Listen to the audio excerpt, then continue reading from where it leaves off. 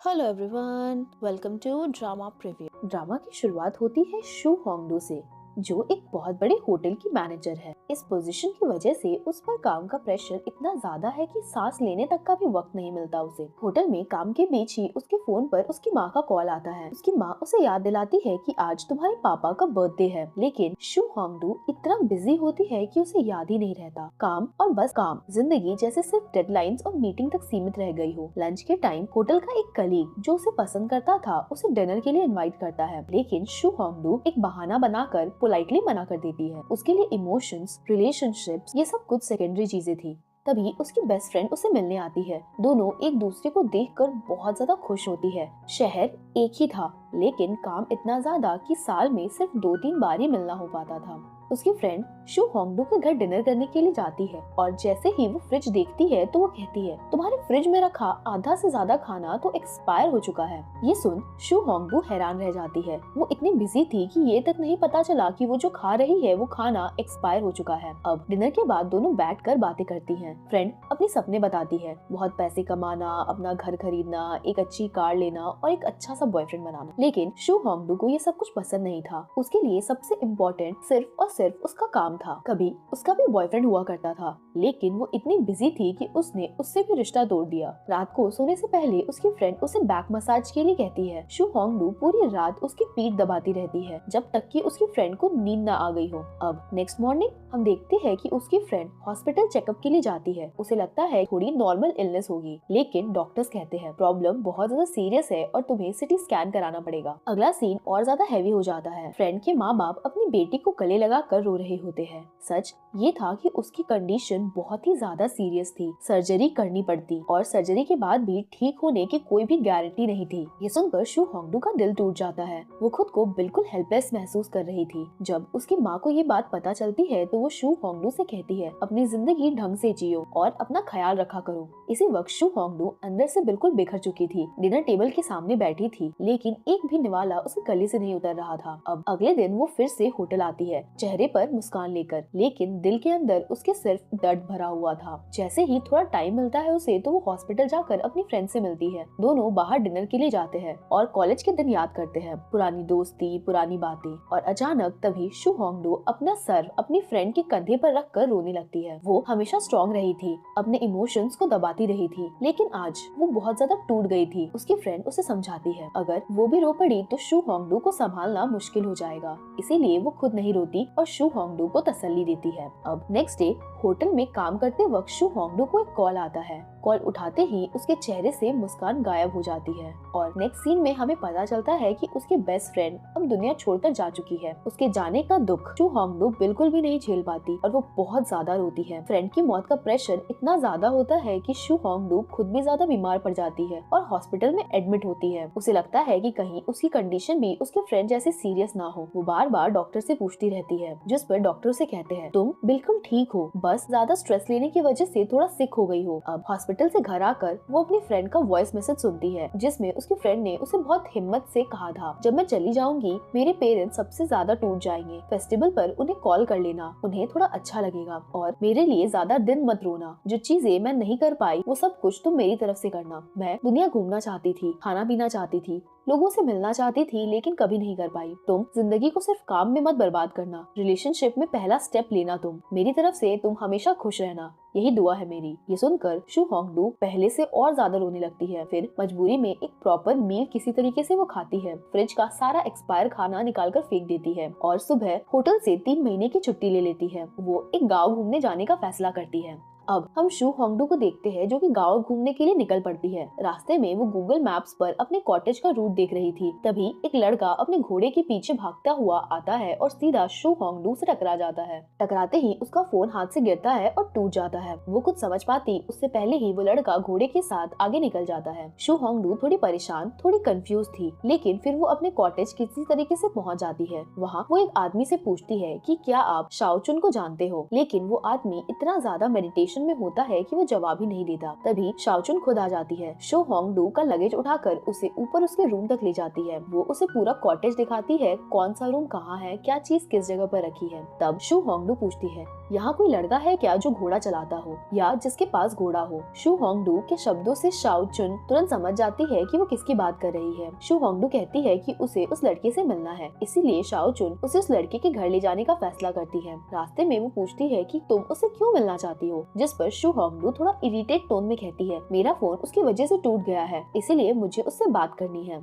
इसी वक्त शाओचुन को एक अर्जेंट कॉल आ जाता है और अब वो शू होंगडू के साथ नहीं जा सकती, इसीलिए वो सिर्फ उससे उस लड़के का एड्रेस बताकर वहाँ से चली जाती है। अब एंट्री होती है हमारे मेन लीड जाओ की। जाओ अपने छोटे भाई जुआन को डांट रहा होता है और हाँ, ये वही लड़का होता है जिसने शू होंगडू का फोन तोड़ दिया था। जुआन बहुत ज्यादा शैतान होता है, लेकिन वो अपनी दादी का सबसे फेवरेट पोता था, इसीलिए जाओ चाहकर भी उससे ज्यादा डांट नहीं पाता। तभी शू होंगडू वहाँ पहुँच जाती है और जाओ को बताती है कि उसके भाई की वजह से उसका फोन टूट गया। जाओ पहले से ही जुआन की हरकतों से इरिटेट और परेशान हो चुका था और जब शू होंगडू कंप्लेन करती है तो जाओ और ज्यादा गुस्सा हो जाता है। वो जुआन को पकड़कर घर के चक्कर लगवाता है और बहुत मारता भी है। फिर जाओ शू होंगडू से पूछता है, इस फोन के बदले तुम्हें क्या नया फोन चाहिए, जिस पर शू होंगडू सीधा मना कर देती है और कहती है नहीं, बस इसे रिपेयर करवा दो या फिर आधे पैसे दे दो, वैसे भी ये फोन पुराना है। जाओ मान जाता है। फिर वो अपना इंट्रोडक्शन देता है और जान लेता है कि शू होंगडू यहाँ 3 महीने रहने वाली है।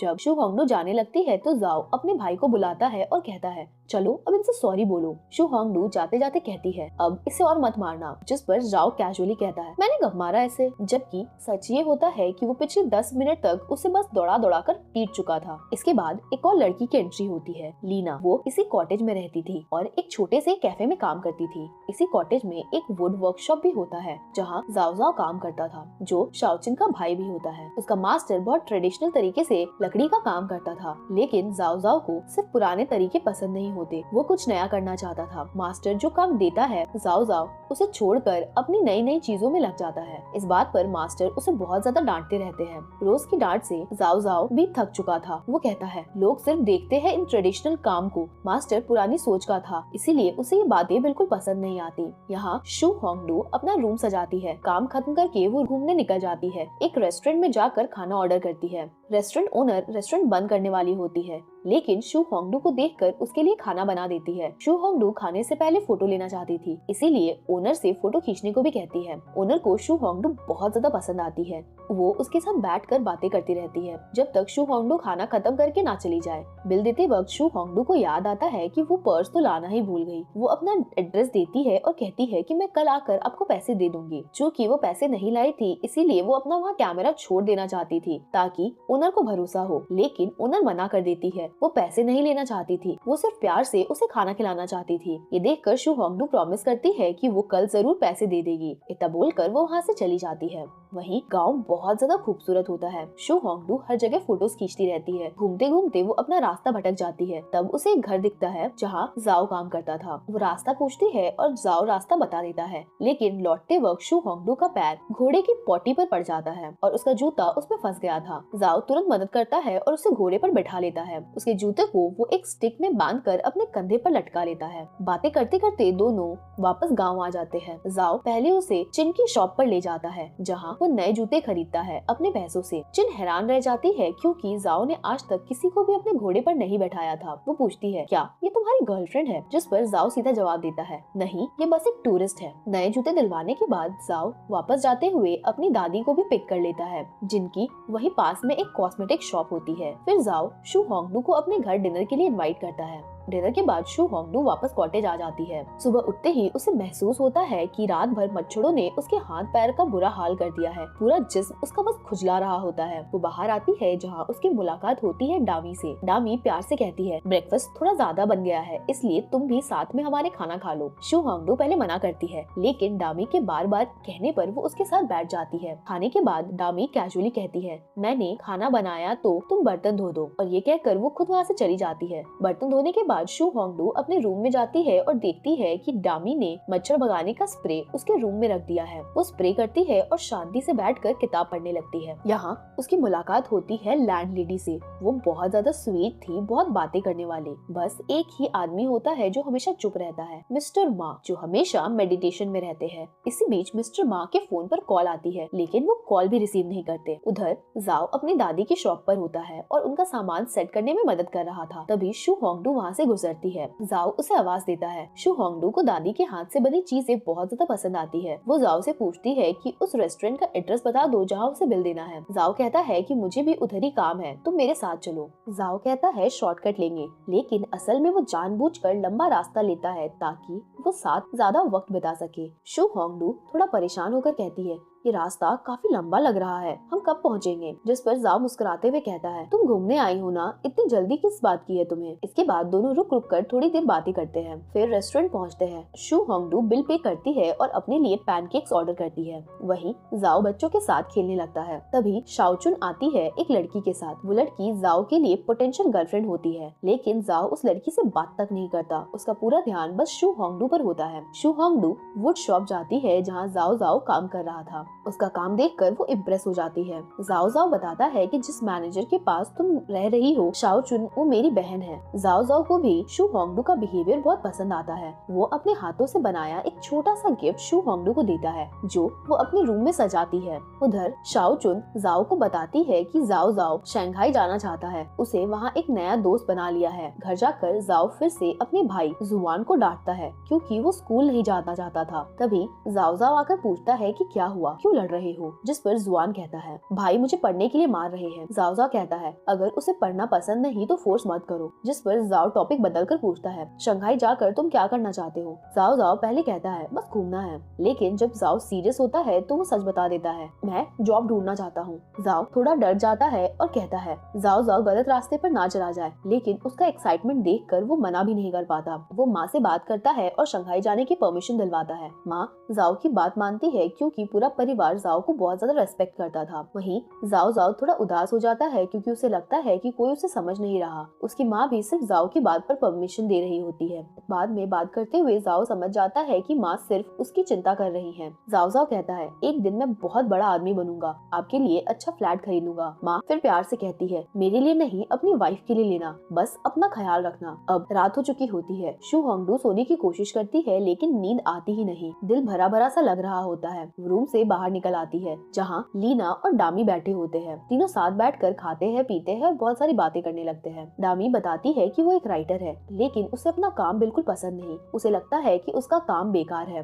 वो शू होंगडू के काम में इंटरेस्ट दिखाती है और शू होंगडू कहती है कि मैं अपनी जॉब से फ्रस्ट्रेट हो चुकी हूँ। यहाँ एक अजीब सी बात होती है। शू होंगडू को डामी का काम पसंद आता है और डामी को शू होंगडू का। अब अगली सुबह शू होंगडू चिन की शॉप पर जाती है और कुछ चीजें खरीदती है। चिन पूछती है, कल घोड़े पर कैसे बैठी थी? शू होंगडू कैजुअली बता देती है कि मेरे पैर पर कुछ गिर गया था, इसीलिए जाओ ने घोड़े पर बैठा दिया। ये सुनकर चिन के दिमाग में नया आइडिया आता है। वो भी किसी तरह जाओ के घोड़े पर बैठना चाहती थी। अब हमें रात का सीन दिखाया जाता है जहाँ जाओ की दादी नहाने जा रही होती है। जाओ कहता है, मैं आपके बाल धुलवा देता हूँ। वो दादी को वॉशरूम ले जाता है और उनकी मदद करता है। शू होंगडू ये सीन अपने रूम से खिड़की से देख रही होती है। उसके चेहरे पर हल्की सी मुस्कान आ जाती है। उसे अपनी दादी की याद आती है और पुरानी मेमोरीज याद आते हैं कि कैसे वो और उसकी बड़ी बहन छुट्टियों के दिन में अपनी दादी के यहाँ जाया करती थी। वो भी हमेशा चाहती थी कि दादी के साथ ही रहे, बिल्कुल जाओ की तरह। शू होंगडू डामी के पास जाती है क्योंकि उसे अभी अपनी माँ को कॉल करना होता है। उसका फोन अभी भी खराब होता है, इसीलिए वो डामी का फोन यूज करती है और अपनी माँ को कॉल करती है।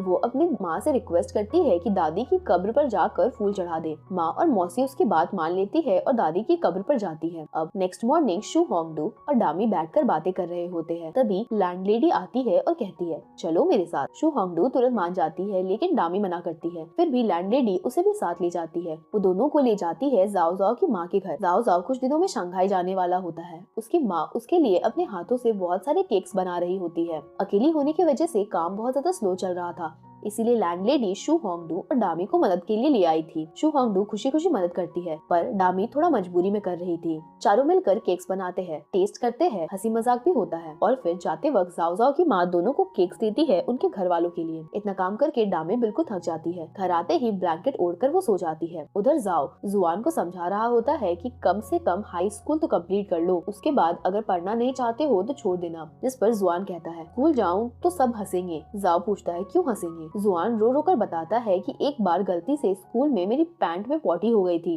तब से सब मेरा मजाक उड़ाते हैं। अब मैं वापस कभी नहीं जा सकता। वहीं दूसरी ओर हम देखते हैं कि शू होंगडू जाओ जाओ की माँ के दिए हुए केक्स को जुआन के घर देने जाती है। अंदर से जुआन की आवाज आ रही होती है। ये सुनकर शू होंगडू केक्स रखकर जाने ही वाली होती है। तभी जुआन बाहर आ जाता है और शू होंगडू को देखकर शॉक हो जाता है। वो तुरंत उसके पैर पकड़ लेता है ताकि वो कहीं ना जा सके। जुआन डर जाता है कि शू होंगडू सबको उसकी बेइज्जती के बारे में बता देगी। वो डर के मारे शू होंगडू को घर के अंदर खींच लेता है और दरवाजा पकड़कर बैठ जाता है। जाओ उसे समझाता रहता है लेकिन जुआन नहीं मानता। जाओ गुस्से में जूता उठाकर मारने ही वाला होता है लेकिन शू होंगडू उसे रोक देती है। वो प्यार से जुआन को समझाती है मैं कहीं नहीं जाऊंगी, मैं किसी को कुछ नहीं बताऊंगी। फिर भी जुआन ट्रस्ट नहीं करता। रात हो जाती है और जाओ कहता है शू होंगडू यहीं डिनर कर ले। तीनों साथ खाते हैं। जुआन भूखा होता है लेकिन पहले अपनी इज्जत को बचाता है। जाते वक्त जुआन चीख चीख कर कहता है प्लीज किसी को मत बताना। शू होंगडू बनाए हुए केक्स अपने माँ बाप को भेज देती है। वहीं शू होंगडू अपनी बेस्ट फ्रेंड के पेरेंट्स को भी केक भेजती है। उन्हें भी केक बहुत ज्यादा अच्छा लगता है। अब रात को जाओ जाओ छुप छुप कर अपनी माँ के रूम में जाता है और उनका एटीएम कार्ड चुरा लेता है। जाते वक्त माँ आ जाती है। वो झूठ बोलता है कि जीन्स ढूंढ रहा था। उधर कॉटेज में सब लोग जुआन के मजाक उड़ा रहे होते हैं। जुआन समझ जाता है कि सबको पता चल चुका है।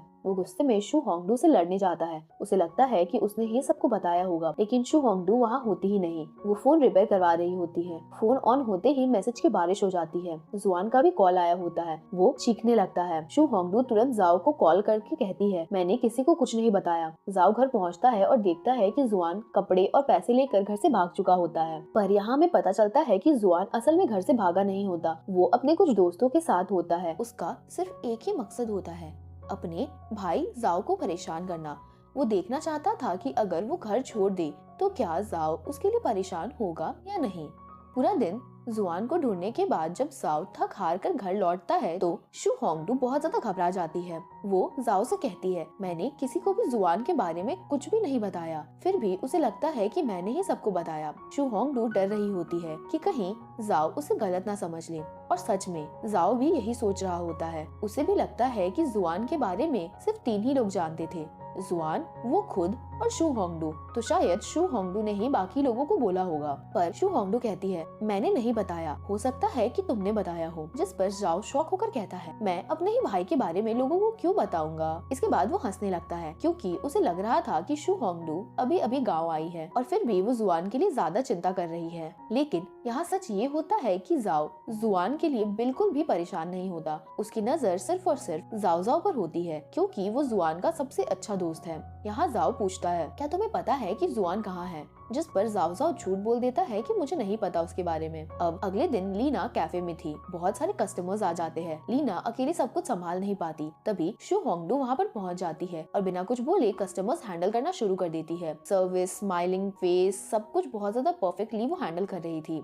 जाओ भी किसी काम से वहाँ आता है और वो शू होंगडू को काम करता हुआ देखकर बहुत ज्यादा इम्प्रेस हो जाता है। अब रात को कॉटेज के किचन का बल्ब खराब हो गया था। जाओ उसे ठीक करने आता है। तभी लैंडलेडी जाओ जाओ की माँ और एक आंटी जाओ से बात करने लगती है। उन्हें लगता है कि जुआन घर छोड़ चुका है और जाओ को कोई फर्क ही नहीं पड़ता। वो सोचती है कि शायद जुआन उसका स्टेप ब्रदर है, इसीलिए जाओ उसकी केयर नहीं करता। तभी लैंडलेडी जाओ को डांटती है और कहती है जाओ अपने भाई को ढूंढो। जाओ शांति से कहता है वो घर से पैसे लेकर गया है, जब घूमना हो जाएगा तो वो खुद ब खुद ही वापस आ जाएगा। जाओ की इतनी लापरवाही देखकर आंटी पूछती है क्या तुम्हें पता भी है कि जुआन कहाँ है। जिस पर जाओ धीरे से आंटी के कान में कुछ बोल देता है। उधर हम देखते हैं कि जुआन एक होटल में वेटर का काम कर रहा था। इतना काम उसने जिंदगी में कभी नहीं किया होता। पूरा दिन दौड़ भाग करने के बाद रात को भी वो बस काम ही कर रहा था। थक हार कर जब उसे थोड़ा फ्री टाइम मिलता है तो जाओ जाओ को वो कॉल करता है। यहाँ से क्लियर हो जाता है कि जाओ का डाउट सही था। जाओ को सब कुछ पता था जुआन के बारे में। अब कॉल पर जुआन पूछता है, क्या मेरे भाई मेरे लिए परेशान है, क्या वो मुझे मिस करता है? जिस पर जाओ साफ कह देता है नहीं। ये सुनकर जुआन का दिल टूट जाता है। वो अपना फोन फिर से बंद कर देता है क्योंकि वो तब तक घर नहीं जाना चाहता था जब तक कि जाओ उसके लिए परेशान ना हो। अब नेक्स्ट डे जाओ संघाई जाने वाला था। उसकी माँ उसके लिए ड्राई फ्रूट्स, घर का खाना सब कुछ पैक करती है। वो उसके लिए बहुत ज्यादा चिंतित थी कि उनका बेटा कैसे अकेला रहेगा, लेकिन जाओ उनकी चिंता समझ नहीं पाता और वो इरिटेट हो जाता है। थोड़ी देर में कार आ जाती है और जाओ निकल जाता है। वहीं दूसरी ओर जाओ भी शहर जाने की तैयारी कर रहा था। उसे एक इन्वेस्टर से मिलना होता है अपना बिजनेस बढ़ाने के लिए। रास्ते में वो शू होंगडू से मिलता है। दोनों थोड़ी देर बात करते हैं और फिर अलग हो जाते हैं। उधर वुड शॉप का मास्टर जाओ को ढूंढता हुआ आता है तो उसे पता चलता है कि वो तो शहर छोड़ चुका है। जाओ ने मास्टर के लिए एक लेटर भी छोड़ा था। सब कुछ जान मास्टर बहुत ज्यादा गुस्सा हो जाता है, लेकिन जाते वक्त वो लेटर अपने साथ ले जाता है। वहीं रास्ते में मास्टर एक और लेडी से मिलता है। वो भी ट्रेडिशनल काम ही करती थी। फर्क बस इतना होता है कि उसकी सोच मॉडर्न होती है। वो एग्जीबिशंस करती है, प्रमोशंस करती है और इसी वजह से उसका बिजनेस बहुत अच्छा चल रहा था। मास्टर पहली बार समझता है कि बिना प्रमोशन के आगे बढ़ा नहीं जा सकता। दूसरी ओर हम देखते हैं कि शू होंगडू बहुत दिनों के बाद खाना बना रही होती है। वो ब्रेकफास्ट बनाकर डामी को बुलाती है। मिस्टर मा को भी बोलती है। मिस्टर मा मेडिटेशन में होते हैं, लेकिन जैसे ही सुनते हैं कि ब्रेकफास्ट बन गया है तो वो तुरंत उठकर आते हैं। वहीं दूसरी ओर जाओ इन्वेस्टर से मिलता है। इन्वेस्टर जाओ को बहुत ज्यादा पसंद करता है, उसकी तारीफ भी करता है, लेकिन कहता है कि उसे इसमें प्रॉफिट नहीं दिख रहा, इसीलिए वो इन्वेस्ट करने से मना कर देता है। लेकिन जाओ हार नहीं मानता। वो अपनी पूरी कहानी बताता है कि कैसे उसने शहर में पढ़ाई की और गाँव वापस आया ताकि गाँव वालों को काम दे सके और उनकी तरक्की हो। इन्वेस्टर्स को सारी बात समझ आती है और जाओ उन्हें फायदा समझाता है और साथ ही ये डील फाइनलाइज कर लेता है। इसके बाद जाओ वापस आकर अपनी दादी के कंधे पर सर रखकर बैठ जाता है। वो खुश भी होता है और थका हुआ भी। कहता है काम हो गया। दादी भी ये सुनकर बहुत ज्यादा खुश हो जाती है। अब रात का सीन होता है। शू होंगडू स्ट्रीट फूड खाने निकलती है। वहीं जाओ का दोस्त अपनी छोटी सी स्टॉल लगाए हुए होता है। दोनों बैठकर जाओ के बारे में बात करते हैं। जाओ का दोस्त बताता है कि जाओ ने फॉरेन में पढ़ाई की है, वापस गाँव आकर उसने बिजनेस शुरू किया। यहाँ का वो बॉस है, लेकिन उसमें बिल्कुल भी एटीट्यूड नहीं है। वो सबकी मदद करता है। अब थोड़ी देर बाद जाओ खुद भी वहाँ आ जाता है। काफी दिनों के बाद वो बाहर निकला था। वो शू होंगडू से कहता है चलो कहीं घूमने चलते हैं, लेकिन शू होंगडू मना कर देती है। वो कहीं नहीं जाना चाहती थी। जाओ कैजुअली उसे कहता है अगर चाहो तो मैं यहीं तुम्हें जॉब दिला सकता हूँ, जिस पर शू होंगडू बिल्कुल सीधे शब्दों में मना कर देती है। वो कहती है मैं यहाँ सिर्फ रिलैक्स करने आई हूँ। मैंने पहले बहुत पढ़ाई की, फिर जॉब, फिर सिर्फ काम ही काम। जिंदगी में मैंने सिर्फ पैसे कमाए हैं, थोड़ी सी जमीन खरीदी है, पर कभी उस पर घर नहीं बना पाई, ना कभी मैंने कार ली, ना ही कोई रिलेशनशिप बचा मेरा। अब मैं बस एक लूजर की तरह जीना चाहती हूँ। जैसे कोई लूजर को याद नहीं रखता, वैसे ही मैं भी चाहती हूँ कि मुझे भी कोई याद ना रखे। जाओ ये सब कुछ सुनकर थोड़ा सा इम्प्रेस हो गया था। वहीं दूसरी ओर होटल में जुआन से एक बहुत बड़ी गलती हो जाती है। वो सारा खाना गिरा देता है। उसे अब इसे खुद ही साफ करना पड़ता है। टेबल के नीचे खाना साफ करते वक्त एक कस्टमर की हील उसके हाथ पर लग जाती है। उसे बहुत दर्द होता है, लेकिन फिर भी वो काम करता रहता है। इसके बाद वो वॉशरूम में जाकर चुपचाप रोने लगता है। तभी उसका दोस्त वहाँ आता है और उसे बैंडेड लगा देता है। दोस्त कहता है अब तुम्हें समझ आया, स्कूल जाना यहाँ काम करने से ज्यादा अच्छा है। वो आगे कहता है तुम कितने लकी हो, तुम्हारा बड़ा भाई है, तुम्हारी दादी है, दोनों तुम्हारा कितना ख्याल रखते हैं। मुझे देखो, मेरे माँ बाप बचपन में अलग हो गए, मैं दादा के पास रहा, उनके जाने के बाद मुझे यहाँ काम करना पड़ रहा है, मेरे पास कोई भी नहीं है। ये बातें जुआन के दिल में चुभ जाती है। अब नेक्स्ट मॉर्निंग जाओ और शाओचुन बात कर रहे होते हैं। शाओचुन कहती है गाँव वाले मुझे मैनेजर नहीं मानते, सब मुझसे कैजुअली बात करते हैं, डरते ही नहीं, ऐसे काम कैसे चलेगा। यहाँ जाओ को शू होंगडू याद आ जाती है। वो कहता है कि शू होंगडू एक परफेक्ट मैनेजर होगी। ये सुन शाओचुन कहती है पर वो काम नहीं करेगी, वो यहाँ पर रिलैक्स करने के लिए आई है। जाओ मुस्कुराता है और कहता है तुम उसे कोई इमोशनल स्टोरी सुना देना, वो बहुत ज्यादा नरम दिल की है और वो मान जाएगी। तभी वुड शॉप का मास्टर भी वहाँ आता है। वो प्रमोशन चाहता था। अब उसे समझ आ गया होता है कि बिना सोशल मीडिया के काम आगे नहीं बढ़ेगा। दूसरी ओर हम देखते हैं कि जाओ की माँ अपना पर्स चेक करती है और उन्हें एटीएम कार्ड नहीं मिलता। तभी उन्हें याद आता है कि जाओ उस दिन उनके रूम में आया था। उन्हें शक हो जाता है कि शायद जाओ ने उनका एटीएम कार्ड चुरा लिया होगा। वहीं दूसरी ओर हम देखते हैं कि जाओ लीना को कहता है शू होंगडू को काम के लिए कन्विंस करे। लीना मना कर देती है। वो कहती है कि मैं खुद यहाँ से जाने वाली हूँ, उसे मैं इसमें क्यों इन्वॉल्व करूँ। जाओ उसे समझाता है उसके पास होटल मैनेजमेंट का एक्सपीरियंस है, उसके बिना ये गाँव टूरिस्ट स्पॉट नहीं बन सकता। वो बताता है कि गाँव वालों में पोटेंशियल है लेकिन डिसिप्लिन नहीं, इसीलिए उसे शू होंगडू की जरूरत है। अब सुबह हम देखते हैं कि मिस्टर मा मेडिटेशन कर रहे होते हैं। आज शू होंगडू भी उनके साथ बैठी होती है। इतनी देर हो जाती है कि पास बैठा आदमी कब का सो चुका होता है। मिस्टर मा चुपके से उठकर चले जाते हैं क्योंकि उनका पैर दुखने लगता है। शू होंगडू भी अब थक जाती है। अब नेक्स्ट मॉर्निंग हम जाओ को देखते हैं जो कि जबरदस्ती शू होंगडू को जगा देता है और मार्केट ले जाता है। वो नींद में ही खड़ी होती है, बहुत ज्यादा गुस्सा भी होती है, फिर भी जाओ उसे नूडल्स खिलाता है। बातों बातों में जाओ अपनी बात शुरू करता है, पर शू होंगडू को लगता है कि शायद वो उसे प्रपोज करने वाला है। वो तुरंत बोल देती है कि मुझे रिलेशनशिप नहीं चाहिए, तुम्हें मैं ठीक से जानती भी नहीं हूँ, मैं यहाँ से चली जाऊंगी और मुझे लॉन्ग डिस्टेंस रिलेशनशिप में बिल्कुल भी इंटरेस्ट नहीं है। सारी बातें सुनकर जाओ तो खुद ब खुद ही शॉक था कि ये लड़की क्या बोल रही है। थोड़ी देर बाद वो क्लैरिफाई करता है, मैं काम के लिए मदद मांग रहा था तुमसे, इन सब बातों के लिए नहीं। ये सुनकर शू होंगडू को शर्म आ जाती है। वहीं जाओ फिर से रिक्वेस्ट करता है कि वो उसकी मदद करे विलेज को एक टूरिस्ट स्पॉट बनाने में, लेकिन शू होंगडू मना कर देती है। थोड़ी देर बाद हम देखते हैं कि जाओ की दादी इमोशनल हो जाती है। वो रो रो कर शू होंगडू को कहती है, अगर मेरा पोता सक्सेसफुल नहीं हुआ तो उसका क्या होगा। ये सुनकर शू होंगडू थोड़ा पिघल जाती है। फिर शैन आता है और जाओ के स्ट्रगल की कहानी बताता है, कैसे सब ने सिटी छोड़कर गांव के लिए काम किया। रात को डामी और लीना भी उसे कन्विंस करने लगती है।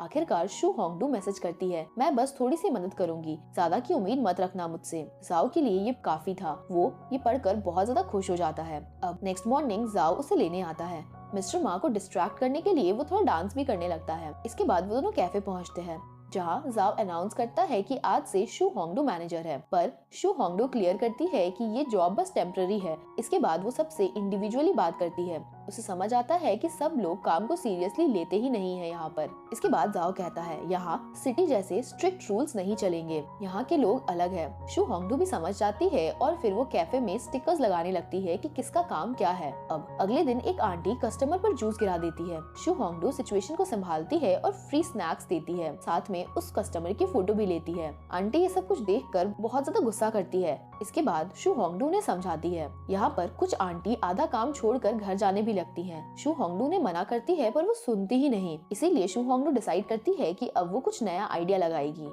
थोड़ी देर बाद हम देखते हैं कि शू होंगडू मिस्टर मा के साथ चाय पीने बैठी होती है। तभी जाओ आता है और बिना ज्यादा बोले उसे अपने साथ ले जाता है। वो उसे अपने नए दोस्त से मिलवाने ले गया था। वहाँ पता चलता है कि गांव की मेयर की भैंस बच्चे देने वाली है। शू होंगडू इमोशनल हो जाती है और पूछती है, क्या मैं इस मोमेंट को रिकॉर्ड कर सकती हूँ। जाओ हाँ बोल देता है। रिकॉर्डिंग करते वक्त शू होंगडू की आंखें भर आती है। जिंदगी का इतना सिंपल और सच्चा पल उसके दिल को छू जाता है। अब अगली सुबह जब मिस्टर मा मेडिटेशन कर रहे होते हैं तो लैंडलेडी उनके पास आकर चाय मांगती है। साथ ही वो शू होंगडू को भी बुला लेती है। लैंडलेडी दोनों को समझाती है कि जिंदगी में काम छोड़कर सिर्फ बैठना ठीक नहीं, अगर कमाओगे नहीं तो जरूरतें कैसे पूरी होंगी, बुढ़ापे में पैसे कौन देगा। ये सारी बातें मिस्टर मा और शू होंगडू दोनों को सोचने पर मजबूर कर देती है। वहीं दूर खड़ी डामी भी ये सब कुछ सुन रही थी। उसके लिए भी ये बातें बहुत ज्यादा मोटिवेशन बन जाती है। मिस्टर मा इतना इंस्पायर हो जाते हैं कि वो आज पहली बार सिर्फ चाय नहीं पूरा डिनर बनाते हैं।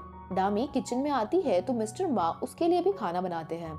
डामी खाने की तारीफ करती है, जिसे सुनकर मिस्टर मा बहुत ज्यादा खुश हो जाते हैं। फिर मिस्टर मा एक कहानी बताते हैं कि एक दोस्त जो बिजनेस में बहुत ज्यादा सक्सेसफुल था, फिर एक दिन वो सब कुछ हार गया, कर्जों के पीछे वो डूब गया, उसकी हिम्मत टूट गई और सब कुछ छोड़कर वो मेडिटेशन करने में लग गया। ये कहानी सुनते ही ऐसा लगता है जैसे वो अपनी ही बात कर रहा हो। अब अगले दिन वुड शॉप का मास्टर दोबारा अपना काम शुरू करता है। प्रमोशन के लिए उसका इंटरव्यू लिया जाता है। कैमरा देखते ही वो नर्वस हो जाता है। जाओ के कहने पर जाओ कैमरा चलाता है। मास्टर गुस्से में कैमरे के सामने ही जाओ को डांट देता है, मार भी देता है। सब कुछ बहुत ज्यादा नेचुरल था, इसीलिए वीडियो भी बहुत ज्यादा नेचुरल बनती है। वहीं कैफे में हम देखते हैं कि शू होंगडू सबको काम समझा रही होती है। वो आंटी लोगों को बोनस का आइडिया देती है ताकि वो फुल टाइम काम करें। इसके बाद शू होंगडू, जाओ और शेन बैठकर खुश होते हैं क्योंकि कैफे अच्छा चल रहा था। तभी एक कस्टमर का बच्चा रोने लगता है। शू होंगडू संभालने जाती है लेकिन बच्चा चुप नहीं होता। तभी एक एक्सपीरियंस्ड आंटी आती है और बच्चे को शांत कर देती है।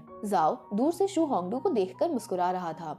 शाओ चुन उसे छेड़ती है, उसे प्यार मत करना, वो चली जाएगी। ये सुनकर जाओ कुछ भी नहीं बोलता। थोड़ी देर बाद शेन खुशखबरी लाता है कि एक इन्वेस्टर मिल गया। मीटिंग के लिए ट्रेडिशनल कपड़े चाहिए थे, इसीलिए शू होंगडू और शेन टेलर आंटी के पास जाते हैं। अगली सुबह दादी जाओ से पूछती है कि तुम्हें शू होंगडू पसंद है ना। जाओ तुरंत मना कर देता है, लेकिन दादी सब कुछ समझ जाती है। वहीं मिस्टर मा जाओ को मिलने के लिए बुलाते हैं। वो कहते हैं कि मुझे चाय का बिजनेस शुरू करना है, इसीलिए मुझे इन्वेस्टर चाहिए। जाओ पहले सीरियस नहीं लेता, फिर मिस्टर मा बताते हैं कि उसे जाओ की मदद चाहिए। वहीं दूसरी ओर शू होंगडू दादी के साथ काम कर रही होती है। दादी उसके बाल बांध देती है। बातें करते करते शू होंगडू पूछती है कि आपने कभी स्पोर्ट्स नहीं खेला, जिस पर दादी अपनी जिंदगी के बारे में बताती है कि मेरी शादी बहुत ज्यादा कम उम्र में हो गई थी। उस वक्त हम बहुत गरीब भी थे, घर संभालने में ही मेरी पूरी जिंदगी चली गई और मुझे कभी खेलने कूदने का मौका ही नहीं मिला। इसके बाद शू होंगडू गेम ले आती है। दादी बार बार उस गेम में हार जाती है। तभी जाओ आता है और गेम ज्वाइन करता है। दादी हर बार जीतने लग जाती है।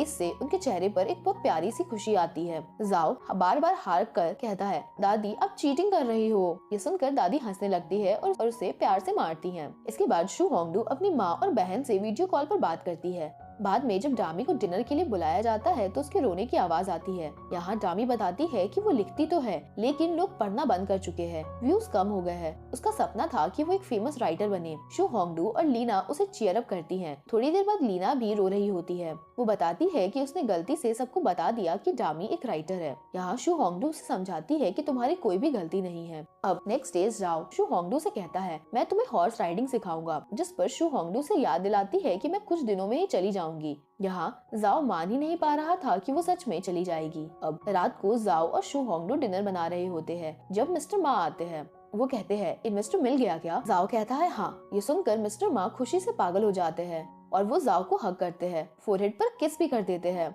वहीं शू होंगडू ये सब कुछ देखकर बहुत ज्यादा शॉक हो जाती है। उनके जाने के बाद जाओ शू होंगडू को बताता है कि मिस्टर मा पहले भी एक बड़े बिजनेसमैन थे और उस दिन जो कहानी उन्होंने सुनाई थी असल में वो उनके खुद की कहानी थी। अब नेक्स्ट डे पूरे गांव में एक अजीब सी बात फैल जाती है। लोग कहने लगते हैं कि जब जाओ फॉरेन में था तब शू होंगडू उसकी गर्लफ्रेंड थी, फिर दोनों का ब्रेकअप हो गया और अब शू होंगडू वापस आई है ताकि जाओ के साथ सब कुछ ठीक कर सके। इसीलिए वो जाओ की इतनी मदद कर रही है और उससे कभी पैसे भी नहीं लेती। गांव वाले इस अफवाह वाली बात पर काफी खुश होते हैं। सबको लगता है कि ये दोनों एक परफेक्ट कपल है। वहीं अगले दिन जाओ शू होंगडू के लिए एक गिफ्ट लाया होता है। वो उसे भाभी समझ चुका था। गिफ्ट देने के बाद वो तुरंत चला जाता है। तब लीना शू होंगडू से पूछती है, तुमने उसे सच क्यों नहीं बताया? शू होंगडू थके हुए टोन में कहती है, मैं कितने लोगों को चुप कराऊं और कितने लोगों को समझाती फिरूं। वैसे भी मैं कुछ दिनों में यहाँ से चली ही जाऊंगी। इसके बाद सब कुछ अपने आप ठीक हो जाएगा और लोग सब कुछ भूल जाएंगे। अब फिर से अगले दिन हम देखते हैं कि शू होंगडू डामी और लीना के साथ लेकर बाहर घूमने निकलती है। वो स्ट्रीट फूड खाते हैं, शॉपिंग करते हैं। तीनों बहुत ज्यादा हंसी मजाक करते हैं और क्वालिटी टाइम स्पेंड करते हैं। इसी बीच शेन का फोन आता है। कंस्ट्रक्शन वर्कर्स ने काम बंद कर दी थी। ये सुनते ही जाओ वहाँ पहुँचता है और उन्हें पता चलता है कि वर्कर्स ने काम इसलिए बंद कर दिया है क्योंकि उन्हें सैलरी नहीं मिली। जाओ उनसे रिक्वेस्ट करता है कि थोड़े दिन और काम कर ले।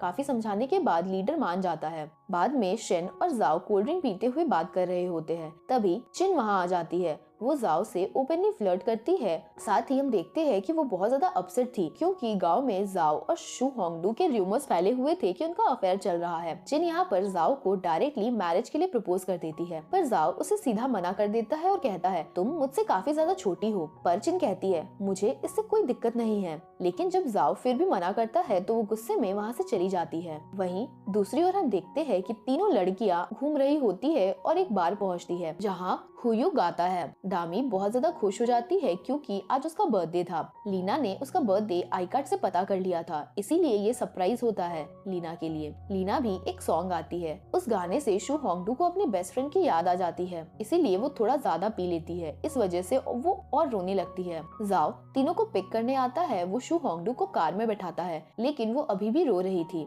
अगली सुबह हैंगओवर के बाद लीना उसकी कल रात की हरकतें बताती है। शू होंगडू ये सुनकर बहुत ज्यादा एम्बैरस हो जाती है। वहीं नेक्स्ट डे कैफे में कुछ आंटी लोग जाओ और शू होंगडू की रिलेशनशिप की बात कर रही होती है। उनके सामने ही जाओ कह देता है, हाँ शू होंगडू मेरी गर्लफ्रेंड है। ये सुनकर शू होंगडू अनकंफर्टेबल हो जाती है। वो पूछती है, तुमने ऐसा क्यों बोला? जिस पर जाओ कहता है, तुम्ही ने तो कहा था कि लोगों को एक्सप्लेनेशन देने की जरूरत नहीं है। इसी बीच जाओ के पापा गाँव आते हैं। दादी बहुत ज्यादा खुश हो जाती है और खाना बनाना शुरू कर देती है। पापा को बिल्कुल पसंद नहीं होता कि जाओ गांव में रहकर काम कर रहा है। वो चाहते थे कि जाओ बड़े शहर में जाकर बड़ा जॉब करे। वो हर बात पर उससे टॉन्ट करते हैं, लेकिन जाओ शांति से उनकी सारी बात सुनता है। रात को शू होंगडू और शाओचुन जाओ के घर जाते हैं। शाओचुन पापा से मिलने अंदर चली जाती है, वहीं शू होंगडू बाहर बैठी रहती है। जाओ और शू होंगडू अपने ग्रैंड पेरेंट्स के बारे में बात करते हैं। यहाँ जाओ बताता है कि उसे अपने दादा बहुत प्यारे थे। बचपन में माँ बाप शहर चले गए थे और वो दादा के साथ रहता था। वो रिग्रेट करता है कि दादा के लास्ट मोमेंट्स में वो उनके साथ नहीं रह सका। वहीं जाओ के पापा दूर खड़े ये सब कुछ सुन लेते हैं। उन्हें गिल्ट होता है क्योंकि उन्होंने ही जाओ को इन्फॉर्म नहीं किया था। वो बिना बोले वहाँ से वापस चले जाते हैं। अब नेक्स्ट मॉर्निंग हम देखते हैं कि मिस्टर मा अपनी चाय का रिव्यू लीना से लेते हैं। लीना जल्दी में हर फ्लेवर्स को अच्छा कहकर चली जाती है। मिस्टर मा सेटिस्फाई नहीं होते। वो चिन से टेस्ट करवाते हैं, उसे वो बिल्कुल भी पसंद नहीं आती। फिर शेन से टेस्ट करवाते हैं। शेन माउथ वॉश को भी चाय बोलकर 10 आउट ऑफ 10 रेटिंग देकर चला जाता है। तब मिस्टर मा और ज्यादा इरिटेट हो जाते हैं। आखिर में वो शू होंगडू और डामी को एक ऑनेस्ट सी रिव्यू देने को कहते हैं। शू होंगडू खिड़की के पास खड़ी होती है। नीचे जाओ उसे देख रहा था। इतना लॉस्ट होता है कि उसके पापा कब उसके पास आ गए उसे पता भी नहीं चलता। पापा भी ये सब कुछ देख लेते हैं। कुछ देर बाद वो शू होंगडू से मिलने कॉटेज में आते हैं। उसे ना देखने पर पापा चुपचाप वापस चले जाते हैं। यहाँ एक इमोशनल सीन आता है। एक छोटे बच्चे के पेरेंट्स उसे दादी के पास छोड़कर सिटी जा रहे होते हैं। बच्चा जोर जोर से रो रहा होता है। शू होंगडू और जाओ दूर से ये सीन देखते हैं। जाओ कहता है, इसीलिए मैं चाहता हूँ कि मेरा गांव एक टूरिस्ट स्पॉट बने ताकि किसी माँ बाप को अपने बच्चे को छोड़कर ना जाना पड़े। वो बच्चे को गले लगा लेता है और फिर सब रोने लगते हैं। शू होंगडू भी यहाँ इमोशनल हो जाती है। उधर हम देखते हैं कि जाओ के पापा गांव के कुछ लोगों के सामने जाओ की बुराई कर रहे होते हैं। वो कहते हैं कि तुम लोग मेरे बेटे का साथ दे रहे हो, इसी वजह से वो कुछ नहीं कर पा रहा। अगर तुम सब सपोर्ट करना बंद कर दो तो वो मजबूर हो जाएगा शहर वापस जाने के लिए। लेकिन गांव के लोग जाओ के पापा की बातों में नहीं आते। वो सब जाओ पर बहुत ज्यादा भरोसा करते थे। जब हुयू और डामी जाओ के पापा को देखते हैं तो चुप जाते हैं। हुयू डामी से कहता है, जाओ के पापा से दूर रहना और ये मत बताना कि मैं यहाँ रहता हूँ। उसके पापा वहाँ से असल में शू होंगडू से मिलने आए होते हैं। वो उससे बात करते हैं। पापा का मकसद होता है कि शू होंगडू के जरिए जाओ को फॉरेन भेजना, लेकिन यहाँ बात पलट जाती है। शू होंगडू शांति से कहती है, सिटी में काम करना जरूरी नहीं होता खुश रहने के लिए। मैं भी एक बड़े होटल में काम करती थी। पैसों की कमी नहीं थी, लेकिन जिंदगी में सुकून बिल्कुल नहीं था। जाओ जो कर रहा है सिर्फ अपने लिए नहीं, पूरे गांव के लिए कर रहा है। वो किसी और बच्चे को अपने माँ बाप से दूर नहीं देखना चाहता। ये बातें पापा को बहुत ज्यादा चुभ जाती है। उनके पास कोई जवाब नहीं होता। इसी वक्त जाओ वहाँ पहुँच जाता है और सब सुन लेता है। पापा वापस जाने से पहले पहली बार जाओ से कहते हैं, अपना काम ढंग से करना तुम। ये छोटी सी बात जाओ के लिए बहुत बड़ी होती है। आज वो सच में बहुत ज्यादा खुश था। वहीं दूसरी ओर मिस्टर मा अपना बिजनेस शुरू करने के लिए बहुत ज्यादा नर्वस होते हैं। उसे अपनी पहली फेलियर याद आती है। वो जाओ से पूछते हैं, क्या मुझे दोबारा स्टार्ट करना चाहिए। उसे अपने माँ बाप की भी चिंता होती है। अगर फिर से फेल हुआ तो उन्हें क्या जवाब देगा। जाओ भी उन्हें पूरी तरीके से मोटिवेट नहीं कर पाता। इसीलिए मिस्टर मा फिर से मेडिटेशन में बैठ जाते हैं। तब हुयू आता है और अपना नया गाना गा कर सुनाता है, लेकिन हुयू का भी मन नहीं लगता और वो भी मिस्टर मा के साथ मेडिटेशन में बैठ जाता है। तभी लैंडलेडी आ जाती है। मिस्टर मा तुरंत अपने मेडिटेशन से उठ जाते हैं और चेहरे पर मुस्कान आ जाती है। लैंडलेडी को बिल्कुल पसंद नहीं होता कि मिस्टर मा सिर्फ बैठकर जिंदगी गुजार रहा है। यहाँ मिस्टर मा कहता है, मैं आपसे एडवाइस चाहता हूँ। लैंडलेडी कहती है, मैं पढ़ी लिखी नहीं हूँ। जिस पर मिस्टर मा कहते हैं, एक्सपीरियंस ही सबसे बड़ी डिग्री होती है। लैंडलेडी फिर बैठ जाती है और उन्हें समझाती है, जब बच्चे बड़े हो जाते हैं तो अपनी प्रॉब्लम पेरेंट्स से छुपाने लगते हैं और ये चीज पेरेंट्स को सबसे ज्यादा दुख देती है।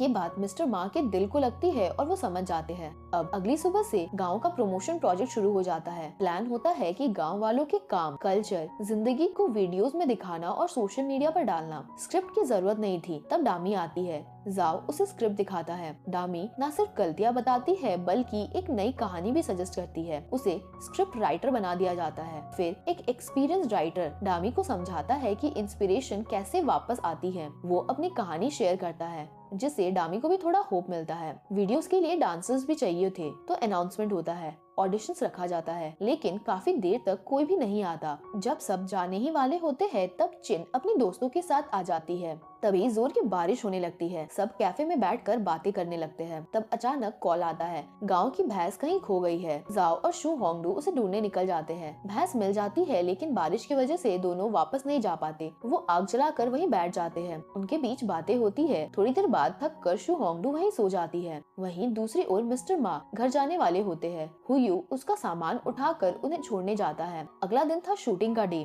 बच्चों का मेकअप इतना ज्यादा होता है कि सब हंस हंस कर पागल हो जाते हैं। डांस शूट होता है। रोमांटिक सीन्स भी होते हैं, जहाँ शू होंगडू और जाओ हाथ पकड़ने में थोड़ा अनकंफर्टेबल दिखते हैं। आखिरकार शू होंगडू पहले हाथ बढ़ा देती है। ये देखकर जाओ का दिमाग ब्लैंक हो जाता है और इस चक्कर में वो डायलॉग भी भूल चुका था। कुछ दिन ऐसे ही गुजरते हैं और इसके बाद हम देखते हैं कि मिस्टर मा फुल बिजनेसमैन लुक में वापस आ गए थे। उनके पेरेंट्स पहले डर जाते हैं, लेकिन जब वो बिजनेस की बात बताता है तो वो खुश भी हो जाते हैं और उसे पैसे भी देते हैं। वहीं दूसरी ओर जाओ शू होंगडू को रूम तक छोड़ने जाता है। उसकी तबीयत ठीक नहीं होती। टेबल पर रखी फोटोज जाओ देख लेता है। बोर्ड पर उसकी भी फोटोज होती है। ये देखकर जाओ क्यूरियस हो जाता है और शू होंगडू से कहती है, प्राइवेसी नाम की भी कोई चीज होती है या नहीं। यहाँ से सीन डामी पर शिफ्ट हो जाता है। डामी को वापस लिखने की इंस्पिरेशन मिल जाती है। राइटर बताता है कि ये सब लीना की वजह से हुआ था। लीना चुपचाप सबका साथ देती है। वहीं शू होंगडू खाना बना रही होती है। दादी थोड़ा घबरा जाती है क्योंकि वो ज्यादा मसाला डाल रही थी। जाओ बिना मन के भी खाना खाता है। खाना उतना टेस्टी नहीं बना था, फिर भी जाओ उसे खाता है क्योंकि वो शू होंगडू ने बनाए थे। वहीं चिन बताती है कि उसका नया बॉयफ्रेंड है। वो जाओ को एडवाइस देती है कि शू होंगडू को प्रपोज करने की। जाओ बात टाल देता है, पर दादी भी उसे वही बात कहती है। जाओ ये सारी बातें अपने दोस्त से शेयर करता है। यहाँ उसका दोस्त उसे समझाता है कि ठीक है, अगर तुम अपना प्यार कन्फेस नहीं कर सकते तो कम से कम उसके साथ अच्छे पल बिताओ। अब कुछ दिनों बाद कैफे में एक दिन एक कस्टमर आता है जिसे शू होंगडू बहुत ध्यान से देखने लगती है। उसका चेहरा बिल्कुल शू होंगडू की बहन जैसा होता है। थोड़ी देर बाद उसे समझ आता है कि वो सच में उसकी बड़ी बहन ही है, जो अपनी छोटी बेटी के साथ उसे मिलने आई होती है। इतने दिनों के बाद बहन और भतीजी को देखकर शू होंगडू बहुत ज्यादा खुश हो जाती है। उसकी आंखों में खुशी थी और हल्का सा दर्द भी, लेकिन उसकी बहन हमेशा की तरह बहुत ज्यादा सीरियस रहती है, ज्यादा एक्साइटमेंट दिखाती ही नहीं। जब जाओ को पता चलता है कि शू होंगडू की बहन आई है तो वो कहता है, मैं तुम्हारी बहन को अपना गांव दिखाना चाहता हूँ। जिस पर शू होंगडू पूछती है, तुम्हें काम नहीं है क्या? जाओ कैजुअली कह देता है, नहीं मैं तो फ्री ही हूँ। अब अगले दिन जाओ शू होंगडू की बहन को गांव दिखाने ले जाता है।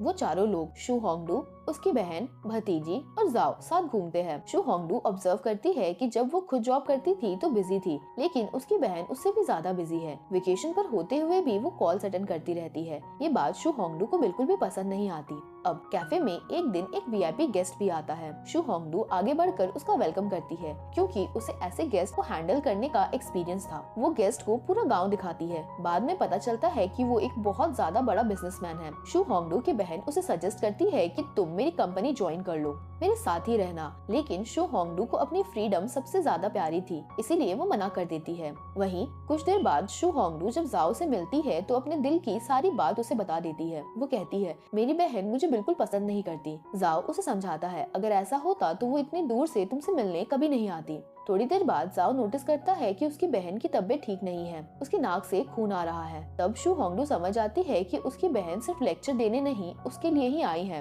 वो अपनी बहन के लिए मेडिसिन और हेल्थ ड्रिंक्स लाती है। अब कुछ देर बाद हम देखते हैं कि जाओ शू होंगडू को इतना ज्यादा पसंद करने लगा था कि उसने अपने लैपटॉप का वॉलपेपर भी उसी की फोटो को बना लिया था। वो मैसेज करता है और सुबह घूमने का पूछता है। तभी दादी सूप लेकर आ जाती है। जाओ जल्दी से लैपटॉप बंद कर देता है। दादी सब कुछ समझ आती है लेकिन चुप रहती है। तभी शू होंगडू का मैसेज आता है। वो हाँ बोल देती है। हाँ सुनते ही जाओ का चेहरा फूल की तरह खिल उठता है और जब वो सूप टेस्ट करता है तो उसे सूप का टेस्ट भी और अच्छा लगने लगता है। अब नेक्स्ट मॉर्निंग जाओ बहुत जल्दी उठता है, तैयार होता है जैसे डेट पर जा रहा हो। वो टाइम से पहले शू होंगडू को पिकअप करने पहुंच जाता है। शू होंगडू नोटिस करती है कि उसकी शर्ट का टैग अभी भी लगा हुआ है। ये देखकर वो उसे बता देती है। जाओ शर्मा जाता है और तुरंत टैग निकाल लेता है। इसके बाद दोनों नूडल्स खाने जाते हैं। तभी शाओ चुन को एक अर्जेंट कॉल आता है। शू होंगडू भी साथ चली जाती है। वहाँ पता चलता है कि जाओ के लिए ब्लाइंड डेट फिक्स की गई है। शू होंगडू और जाओ रिलेशनशिप में नहीं होते, फिर भी दोनों अनकंफर्टेबल हो जाते हैं। जब लड़की आती है तो शाओ चुन जाओ की तारीफ शुरू कर देती है। जाओ इशारों में मना करता है। तभी शू होंगडू भी जाओ की और ज्यादा तारीफ करने लगती है। जाओ को बहुत ज्यादा गुस्सा आ जाता है। बाद में फिर वो पूछता है, क्या तुम सच में चाहती हो कि मैं किसी और को डेट करूं? ये बोलकर वो गुस्से में वहाँ से चला जाता है। इसके बाद शू होंगडू हॉस्पिटल जाती है क्योंकि उसकी तबीयत ठीक नहीं होती। जब ये बात जाओ को पता चलती है तो वो भागकर हॉस्पिटल आता है और वो गुस्से में कहता है, तुम अकेली क्यों आई? मुझे क्यों नहीं बताया कि तुम बीमार हो? जिस पर शू होंगडू कहती है, तुम्ही ने तो कहा था कि तुम्हें डिस्टर्ब ना करूं। जाओ उसका फीवर चेक करता है और शू होंगडू धीरे से कहती है, उस लड़की को डेट मत करना। जाओ समझ जाता है कि वो थोड़ी सी जेलस जरूर थी। अब नेक्स्ट मॉर्निंग जाओ जाने ही वाला होता है कि शू होंगडू खिड़की से कुछ फेंकती है। वो कहती है, यहाँ आ जाओ, मेरी नेक पर दर्द है। जाओ खुशी खुशी ऊपर आता है, लेकिन रूम देखकर उसका चेहरा उतर जाता है। शू होंगडू अपना सामान पैक कर रही थी, वो जाने वाली होती है।